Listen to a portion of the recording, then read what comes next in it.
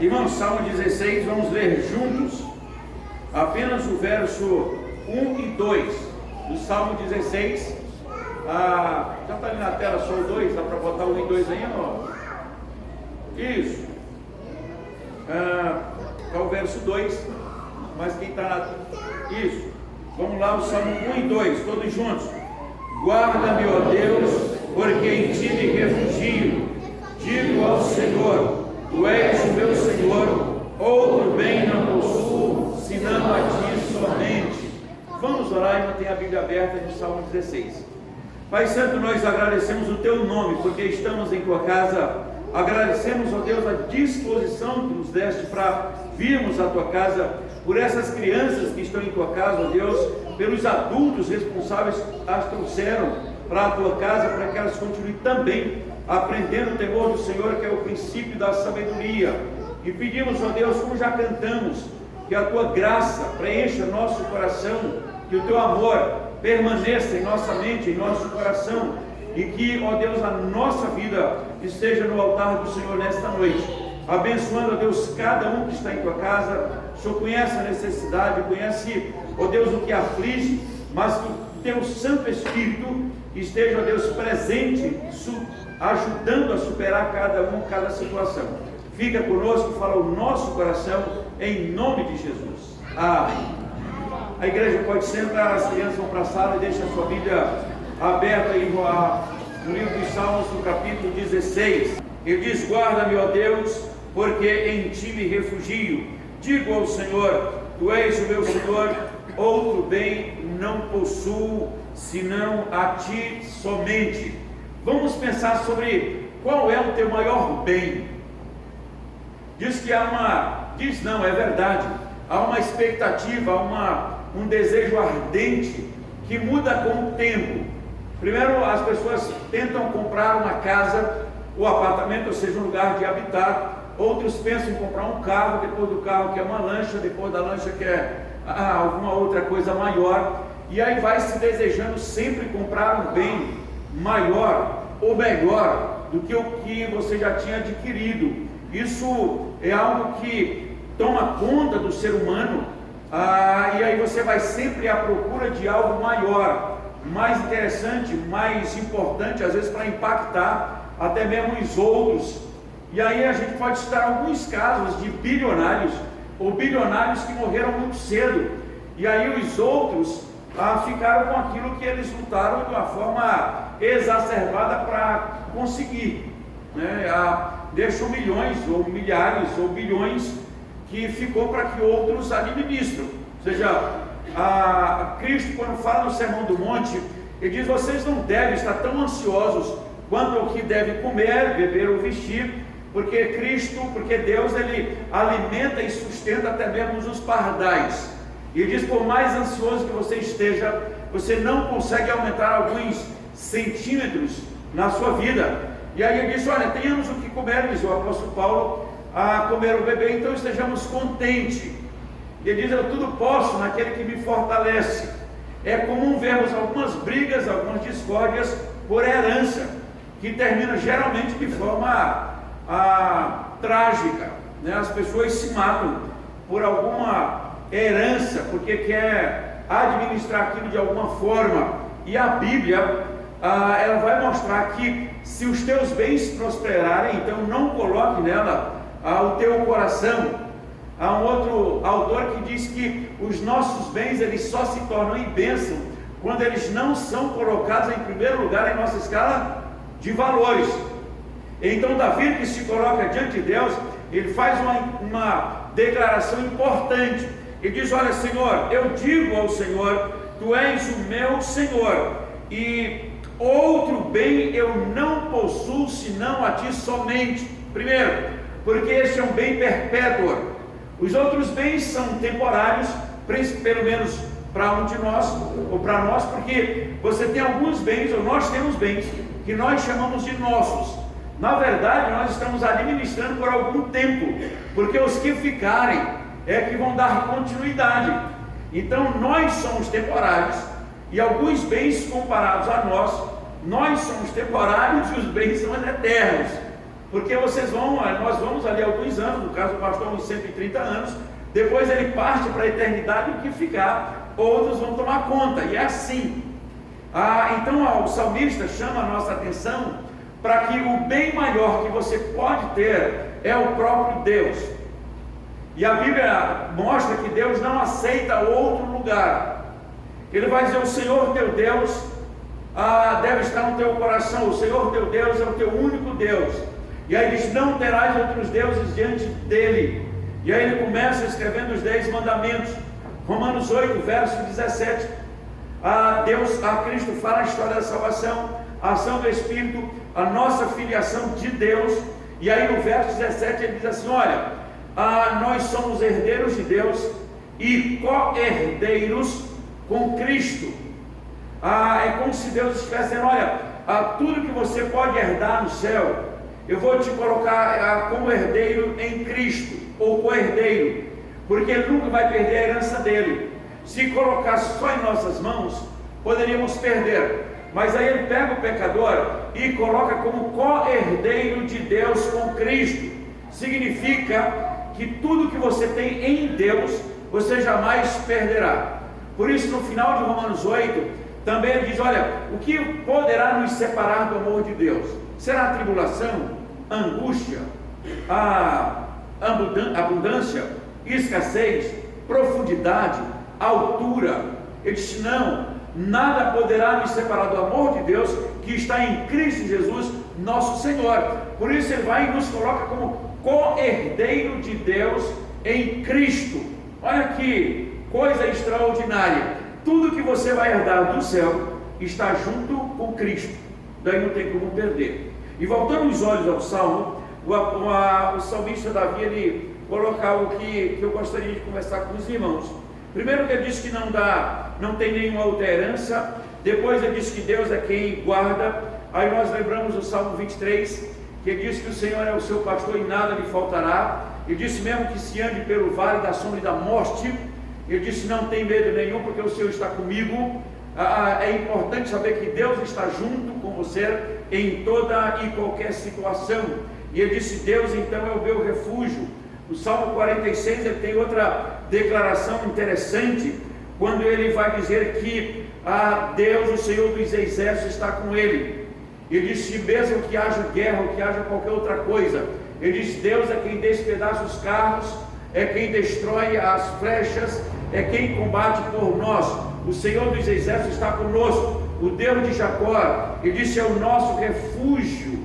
Ele disse: então vinde e contemple tudo que Deus realizou na terra. Por isso ele chama: então descansa, confia, espera no Senhor, porque ele cometeu a guerra até aos confins do mundo. O Senhor dos exércitos está conosco. Deus Jacó é o nosso refúgio. Alguns cristãos estão e ficam aflitos de todos os tempos, não é só de hoje, mas também, como nós estamos no instante presente, alguns ficam extremamente ansiosos, né, no instante presente. O que eu recebi de mensagem hoje, de coisas com respeito ao movimento lá em São Paulo, e alguns com medo, outros alegrem, outros choram, outros se alegram, se empolgam. Mas na verdade, irmãos, o maior bem que você pode ter é Deus. Os outros são temporários. Então, partindo dessa pergunta, qual é o teu maior bem? Aí você diz: eu tenho um patrimônio de X, eu tenho um patrimônio de Y. Steve Jobs, por exemplo, que eu estava pensando sobre a vida dele, ele morre aos 55 anos e ele deixa um patrimônio assustador. Depois você pode ver o tanto que ficou: mais de $1 bilhão. Mas só os 55? Diz: puxa, não dava para ter esticado um pouquinho mais, né? Não deu. E assim, se você olhar os reinos, os impérios, os bilionários, trilionários, todos partiram e as coisas ficaram. E o pior de tudo, e se Deus não foi o seu tudo, ainda foram para o inferno. E aí complica mais ainda. E então vamos voltar ao coração para analisar: se Deus é o nosso refúgio, E se Deus é o nosso tudo, Ele coloca algo que é interessante. Ele diz: não tem bem maior do que o próprio Deus. Então vamos continuar lendo. Ele diz: olha, quanto aos santos que há na terra, no verso 3, são estes os notáveis, nos quais tenho nele todo o meu prazer. Santos aqui é você que é cristão, separado, fiel em Cristo. 1 Pedro 2,9, ele disse que, olha, vocês que antes não eram, mas agora são. Ele disse: agora você é sacerdote real, nação santa, propriedade exclusiva de Deus, a fim de proclamar as virtudes daquele que chamou das trevas para a sua maravilhosa bênção ou graça. Então ele diz: olha, o Senhor é o meu refúgio, outro bem eu não possuo. Quantos que confiam no Senhor são os notáveis da terra. Nós precisamos ser notados da terra em que nós estamos, como homens e mulheres em fé, santidade e dependência do Senhor. Ousadia cristã. Estamos em período de chamado igreja inclusiva, igreja que não transforma, igreja que não funciona, igreja que não é sal, igreja que não é tempero, igreja que não é luz, igreja é só um movimento literalmente financeiro em nome do Senhor. É um asseio e um apelo para um movimento financeiro em nome da fé. Tenho falado sobre isso já algumas vezes. Na verdade, igreja é inclusiva. A igreja de Cristo não é inclusiva. A igreja de Cristo chama como está, mas o pecador não permanece como está. É uma igreja, um movimento transformador, porque as consequências vêm da cruz pingando sangue. As consequências vêm do sangue de Cristo. O indivíduo está como sempre viveu. No instante quando ele tem um encontro com Cristo, há uma mudança, e mudança benfazeja. Ele não é mais como era, não permanece mais como era. Então o movimento que chama o pecador para vir como está e permanecer como está, não é cristianismo. Pode ser qualquer outra coisa, menos cristianismo. Colossenses 1,13, e diz que esse cristianismo vem e transporta o pecador do império das trevas para o reino do Filho do seu amor. Desse nós temos redenção e remissão de nossos pecados. Permanecer como está é qualquer outra coisa menos cristianismo. Domingo que vem nós vamos falar um pouco a respeito disso, começando lá no Éden. E aí você que veio não pode faltar, domingo, só se tiver ido para a glória. Se não foi, então vem, tá bom? Que a gente vai continuar pensando nisso. Mas continua no verso 4. Ele disse: muitas são as penas dos que trocam o Senhor por outros deuses. Não oferecerei a ele libações de sangue, e os meus lábios não pronunciarão os seus nomes. Ele disse: olha, nem falarei o nome deles. Claro que daqui a pouco você vai ver que este salmo também é um salmo messiânico. Ele se refere a Cristo. Lá em Atos, tanto Pedro como Paulo cita este salmo se referindo a Jesus Cristo. É algo interessante, o verso de número 5 agora. Olha só: o Senhor é a porção da minha herança e o meu cálice. Tu és o arrimo da minha sorte. Caiam-se-me as divisas em lugares amenos. É muito grande a minha herança. A tua herança maior, absoluta, é o próprio Deus, é o próprio Cristo, é o próprio Espírito Santo. O resto é temporário. Verso 7: bendigo o Senhor, que me aconselha, pois até durante a noite o meu coração me ensina. Ele está dizendo que até durante a noite, lá no Salmo 4, Salmo 2, quando ele diz: à noite eu me deito e pego no sono, porque o Senhor me faz repousar seguro. Agora ele diz: olha, eu bendigo o Senhor que me aconselha, pois até durante a noite o meu coração me ensina. É preciso aprender até dormindo, repousar no Senhor, ter bons sonhos no Senhor, e acordar e continuar confiante e dependente do Senhor. Verso de número 8: o Senhor tem sempre a minha presença, estando Ele à minha direita, não serei abalado. Se a nossa porção é o Senhor, se o Senhor é o nosso refúgio, se o Senhor está conosco, ele diz: eu não serei abalado. O Salmista 91, que todos os cristãos já leram, mas nem sempre coloca em evidência. O Salmo 91, ele começa dizendo que, olha, os que confiam no Senhor, ou que esperam no Senhor, ou que dependem do Senhor, ele diz que o Senhor é como o que para eles? O que habita no esconderijo do Senhor. E aí ele vai descrevendo todo o salmo. E aí ele diz algo que é extraordinário, porque ele diz: olha, o que habita no esconderijo do Senhor, ele não se assusta de más notícias, ele está dependente do Senhor, confiante no Senhor. Nós cantamos aqui, inclusive uma folga bem empolgante, ainda que a figueira não floresça, é uma expressão de Abacuque. Abacuque está vendo o seu povo sendo levado para a Babilônia, mas ele faz uma declaração antes: escreve para que leia até quem passe correndo. Lá na saída da cidade, quando fosse levado para a Babilônia, é preciso ler: o justo viverá pela fé. E aí eles passam lá 70 anos na esperança de um dia voltar para a sua terra natal. E aí quando descreve o Salmo 137, ele vai dizer: quando nós estávamos lá, nós não cantávamos, que a nossa língua se grudasse no céu da boca, porque nós não íamos cantar um canto do Senhor em terra estranha, porque o que nos levaram cativo diziam: cante um canto para nós, e disse: não, nós não vamos cantar. Nos salgueiros que havia pendurávamos as nossas harpas e não cantávamos ao Senhor. Parece que Israel ficou 70 anos no cativeiro e não cantou ao Senhor. E aí, apesar do 137 estar depois do 126, aí você volta para o Salmo 126 e ele disse: quando o Senhor restaurou a nossa sorte, nós ficamos como quem sonha. Nós nem acreditamos, porque o Senhor restaurou a nossa sorte, e os outros vão ver, e eles vão cultuar o Senhor. Muitos verão essas coisas e confiarão no Senhor. E diz: porque quem sai andando e chorando enquanto semeia, voltará colhendo os seus feixes. E ele diz: olha, grandes coisas fez o Senhor por nós, por isso nós estamos alegres. Há uns cristãos pessimistas que dizem que, olha, Deus se esqueceu de mim, Deus não ouve mais as minhas orações, a igreja já não me ama. A igreja não precisa te amar, basta Deus te amar, rapaz. É só isso. E vá amando também. E aí a Bíblia vai dizer que o ajuntamento do Senhor, você leu lá no Salmo 133, que quando há esse ajuntamento, a Bíblia diz assim: o Senhor ordena a sua bênção, e a bênção temporária. É isso? Bênção para sempre. Então, no ajuntamento, só em você vir à igreja, só em você se ajuntar, ele diz que você já recebe bênção, e bênção sem medida, porque o Senhor é quem ordena a bênção. O Salmo 122:1, ele diz: alegrei-me quando me disseram, vamos à casa do Senhor.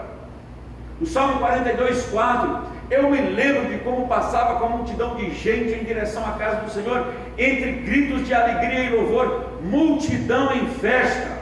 O Salmo 84, o salmista inveja os pardais e as andorinhas. Por quê? Porque eles acharam lugar de fazer ninho na casa do Senhor. Os irmãos da galeria estão mais ou menos assim. Eles encontraram espaço para fazer ninho na casa do Senhor. E o salmista diz: eu me alegro, mas ao mesmo tempo é como se eu tivesse uma inveja, porque os pardais estão na casa do Senhor e as andorinhas, e eu não estou. Ele estava distante. E como é que tem um domingo de sol fantástico, ar-condicionado, e você diz: que canseiro, eu não vou à casa do Senhor hoje? 3 razões pelas quais você tem que ir à igreja. E eu vou dizer para você que não é nem por causa de Deus, porque a Bíblia mandou você adorar a Deus lá dentro do seu quarto. Entra no quarto, fecha a porta, olha no secreto que o Senhor vai te responder.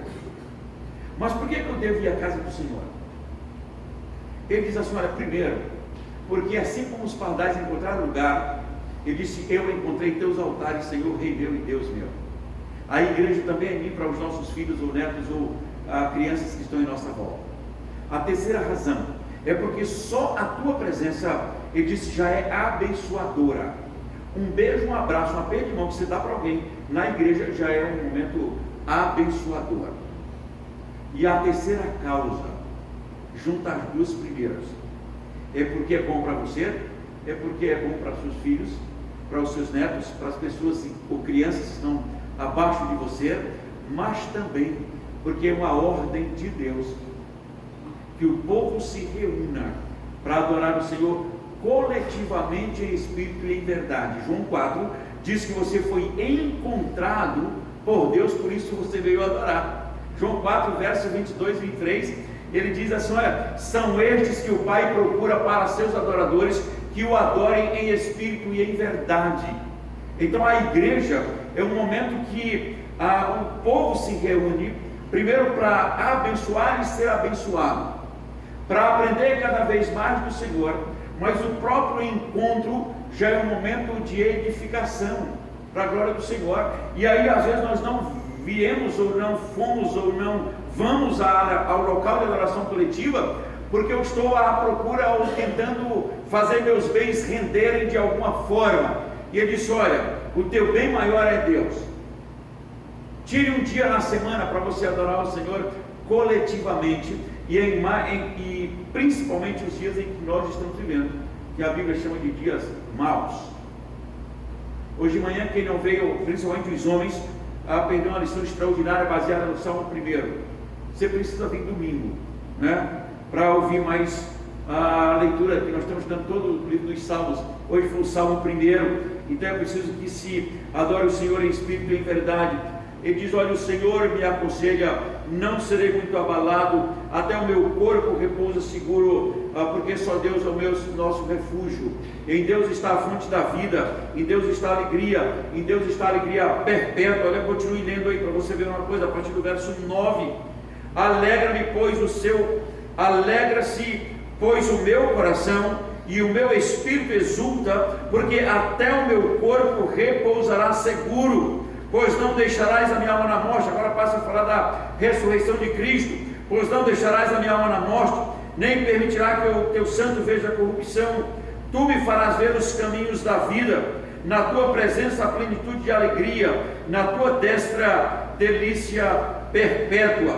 Verso 11: pois tu me farás ver os caminhos da vida. Depois, se você abrir a sua Bíblia no Salmo 36, verso 9, ele diz: Senhor, pois em ti está a fonte da vida, é em Deus.